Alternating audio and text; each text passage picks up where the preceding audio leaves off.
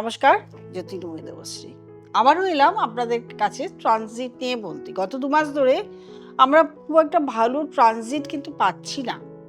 কুম্ভ রাশিতে রাহু বসে আছে এবং মীন রাশিতে শনি। এই সময় রবি একবার কুম্ভ রাশিতে একবার মীন রাশিতে, কারণ এই যে ফাল্গুন এবং চৈত্র মাস, এই দুটো মাস মানে মার্চ এবং এপ্রিল মাস, এই যে কম্বিনেশন, এটাতে সাধারণত রবি এই সময় কুম্ভ রাশিতে থাকে এবং মীন রাশিতে থাকে। কুম্ভ রাশিতে 14 ফেব্রুয়ারি ঢুকেছিল, সেখান থেকে 16 মার্চ চলে আসবে মীন রাশিতে, যেখানে শনি ওখানে বসেই আছে এবং শুক্রও বসে আছে। শনি এবং শুক্রের কম্বিনেশন, সেখানে এসে রবি ঢুকবে 16ই মার্চ এবং এখানে 1 মাস থাকবে। আবার সেই 15 কি 16 তারিখ এপ্রিল মাসে ট্রানজিট করে মেষ রাশিতে চলে যাবে। এই যে কম্বিনেশন পাচ্ছি, শনি রবি শুক্র, 3টে যোগ সৃষ্টি হচ্ছে। রবি এবং শনি একটা বিষ যোগের সৃষ্টি হচ্ছে এবং শনি এবং শুক্র এটা তো খুব বন্ধুত্বপূর্ণ, আমরা সবাই জানি। কিন্তু রবি এবং শুক্র এখানে উচ্চস্থ এবং রবি নিচস্থ ঘর, তাহলে এখানে একটা দারিদ্র যোগের সৃষ্টি হচ্ছে। এবং দারিদ্র যোগ হয় আমরা কি কত ডিগ্রিতে হয়, কত ডিগ্রি গ্যাপ থাকলে হয়, এটা তো আমরা আলোচনা সাপেক্ষ, এগুলো আলোচনা করেইছি রবি শুক্র কানেকশনে। যাই হোক, এই যে যোগটা সৃষ্টি হচ্ছে, এটাও কিন্তু বিভিন্ন রাশির ক্ষেত্রে খুব একটা ভালো যোগ নয়। যেহেতু আমরা 12,000 মেষ রাশি থেকে 12,000 পাচ্ছি এবং কিছু কিছু রাশির জাতক, প্রত্যেকটা রাশির জাতক জাতিকাদের কিছু এফেক্ট আসবে, কিন্তু সব থেকে বেশি যে এফেক্ট আসবে সেটা নিয়েই আলোচনা। সব থেকে বেশি এফেক্ট শনি রবির এই বিষ যোগে পাবে মেষ রাশি, এরা খুব বেশি এফেক্ট পাবে। সিংহ রাশি, এটার অষ্টম ঘর, এটাও এফেক্ট পাবে। কন্যা রাশির এটা সমসপ্তমে, ইনিও এফেক্ট পাবেন এই যারা জাতক জাতিকা আছে। ধনু রাশির 4th হাউস, এরাও এফেক্ট পাবে। তার সঙ্গে মীন রাশি যেখানেই ঘটেছে, ইনিও এফেক্ট পাবেন। এই জাতক জাতিকা, এই কটা রাশি জাতক জাতিকা সব থেকে বেশি এফেক্টিভ হবে।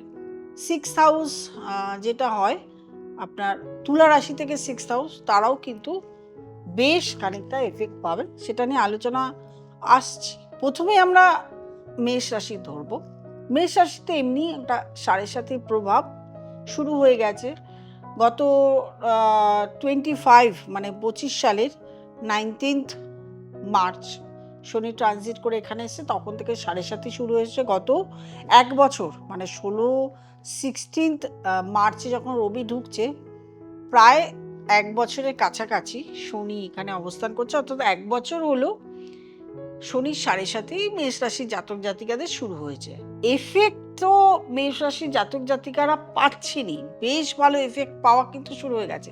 যারা মেষ রাশির জাতক জাতিকারা আছেন, একটু কমেন্ট বক্সে লিখবেন আপনারা কেমন আছেন এবং কেমন থাকেন। এই শনি রবি কানেকশন, শনি রবি শুক্র কানেকশন যখন এখানে আসছে, তখন আপনারা কেমন থাকেন সেটাও জানাবেন। 12th হাউস খরচ, 12th হাউস মোক্ষর ঘর, 12th house hospitalise, 12th house সব সময় কিছু না কিছু প্রবলেম ক্রিয়েট করে, আইন আদালত সমস্যা সব কিছু হয়। শরীর খারাপ, অসুস্থতা এটাও হয়। দাম্পত্য জীবনে সমস্যা আনে, বেড সেপারেশন হয়, হসপিটালাইজ হয়, হসপিটালে ভর্তি হয়। হসপিটালে ভর্তি হলেই আপনার খরচা, হসপিটালে ভর্তি না হলে হঠাৎ করে কোনো না কোনো খাতে কিছু না কিছু করে আপনার ব্যয় হয়ে যাবে, অর্থাৎ খরচ হয়ে যাবে, আপনার সঞ্চিত অর্থ থেকে পরিমাণটা কমে যাবে। এটাই হলো মেষ রাশির জাতক জাতিকাদের এই সময়টা চলবে, যতদিন না মেষ রাশিতে আসবে রবি, ততদিন এটাই সমস্যা আরো বেশি পরিমাণে চলতে থাকবে। তারপরে আসবো সিংহ রাশি। সিংহ রাশি থেকে অষ্টমের ঘরে হচ্ছে শনি রবি কানেকশন। বাবা মার সঙ্গে, বিশেষত বাবার সঙ্গে সম্পর্ক খারাপ হতে পারে, বাবার শরীর স্বাস্থ্য খারাপ হতে পারে এবং আপনার নিজেরও শারীরিক সমস্যা। অষ্টম ঘর, রাস্তাঘাটে চলার সাবধানতা অবলম্বন করতে হবে এবং তার সঙ্গে দাম্পত্য সমস্যা, ঋণ লোনে জর্জরিত হওয়ার সমস্যা। যদিও আমরা সিংহ রাশি একাদশে বৃহস্পতি দেখতে পাই, সিংহ রাশির জাতক জাতিকাদের একাদশে বৃহস্পতি এখন আর্থিক দিক থেকে সবল থাকবেন। তার সত্ত্বেও বলবো, যখনই অষ্টমে আসবে খরচ বেড়ে যাবে। এই সময়টা খরচ একটু হলেও আপনার বেড়ে যাবে। সমস্যা তো থাকবেই, যে সমস্যা বললাম সেগুলো থাকবেই, তার সঙ্গে খরচটাও বেড়ে যাবে। এরপরে আসবো কন্যা রাশি। কন্যা রাশির একদম সমসপ্তমে ঘটেছে। সমসপ্তমে ঘটেছে এবং প্রত্যেকটা রাশি, শনি, রবি, শুক্র তিনজনই দৃষ্টি দিচ্ছে আপনার রাশিতে। অর্থাৎ আপনার মন মানসিকতা, চঞ্চলতা, চিন্তাধারা সমস্ত কিছু বুদ্ধিদীপ্ত হতে হবে, নাহলেই কিন্তু সিদ্ধান্ত ভুল থাকবে। দাম্পত্য জীবন অশান্তি এবং কর্মক্ষেত্র, যেখানে আপনি কর্ম করতে যাচ্ছেন, চাকরি বা ব্যবসা, সেক্ষেত্রে সমস্যা শুরু হতে পারে। আপনার দাম্পত্য জীবনের সমস্যা আসবে, কিন্তু হঠাৎ করে কোনো ডিসিশন এখন নেবেন না। চটজলদি কোনো ডিসিশন নিয়ে একটু ওয়েট করুন, একটু অপেক্ষা করুন। বিয়ের কথাবার্তা হয়েছে, কেটেও যেতে পারে।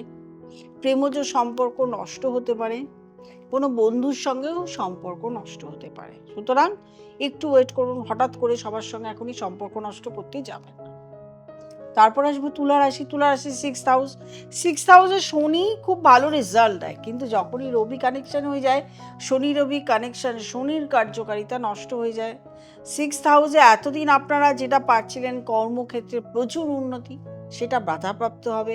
সিক্স হাউস রোগ রিপু, শরীর স্বাস্থ্য ভালো ছিল, কিছুটা শরীর আপনাদের এখন প্রবলেম ক্রিয়েট করবে। বিভিন্ন শারীরিক সমস্যা, বিভিন্ন গুপ্ত শত্রুতা, এগুলো কিন্তু এখন আপনারা পাবেন।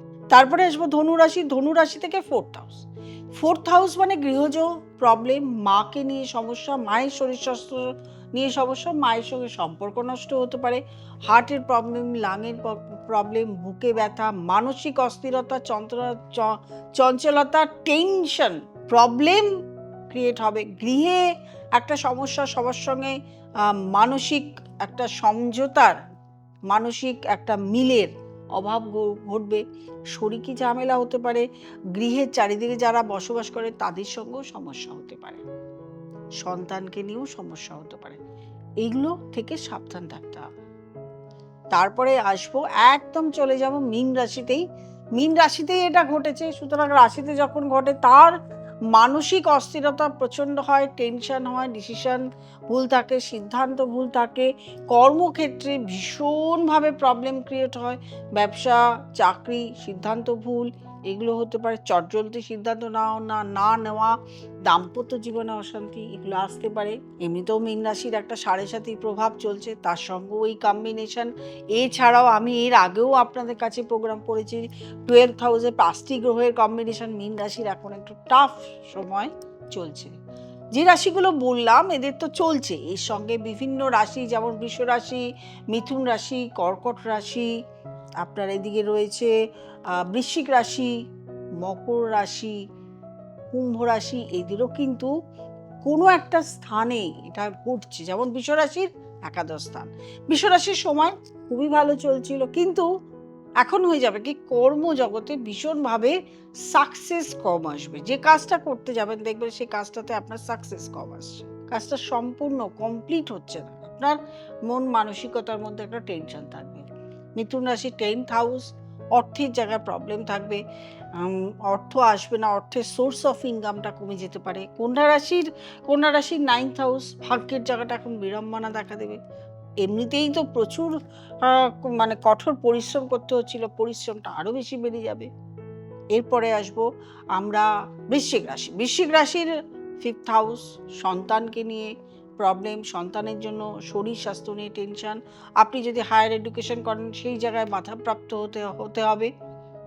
মকর রাশির 3rd হাউস মানেই ভাই বোনের সঙ্গে সমস্যা, রিলেশন নিয়ে সমস্যা, পরীক্ষা দিতে যাচ্ছে সেখানে একটা সাকসেস না আসা, নিজের কনফিডেন্স লেভেল কমে যাওয়া। কুম্ভ রাশির 2nd হাউস, কথাবার্তা, আত্মীয় স্বজন, আপনার কথার জন্য লোকের সঙ্গে সম্পর্ক নষ্ট হয়ে গেল, আপনার আত্মীয় স্বজনের সঙ্গে সম্পর্ক নষ্ট হয়ে গেল, আপনার ব্যয় বেশি হলো, অর্থের সোর্স কমে গেল। সুতরাং প্রত্যেকটা রাশিরই কিছু না কিছু সমস্যা চলবে। প্রত্যেককে সাবধান থাকতে হবে, শরীর খারাপ হলে ডাক্তার দেখাতে হবে। নিজের যদি দশা অন্তর্দশা খারাপ চলে তার সঙ্গে এই কম্বিনেশন হয় তাহলে অবশ্যই একজন অ্যাস্ট্রোলজারকে দেখাতে হবে। অ্যাস্ট্রোলজার যদি আমাকে পছন্দ হয় নিচে স্ক্রলে নাম্বার রয়েছে, ফোন করবেন, বুকিং করবেন, চেম্বারে চলে আসবেন অথবা অনলাইন কনসালটেশন করে নেবেন। যারা আমার নতুন প্রোগ্রাম দেখছেন তারা অবশ্যই সাবস্ক্রাইব করবেন, লাইক করবেন, কমেন্ট করবেন, শেয়ার করবেন, নোটিফিকেশন অল বেলটি প্রেস করতে ভুলবেন না। প্রত্যেকে ভালো থাকবেন, আনন্দ থাকবেন।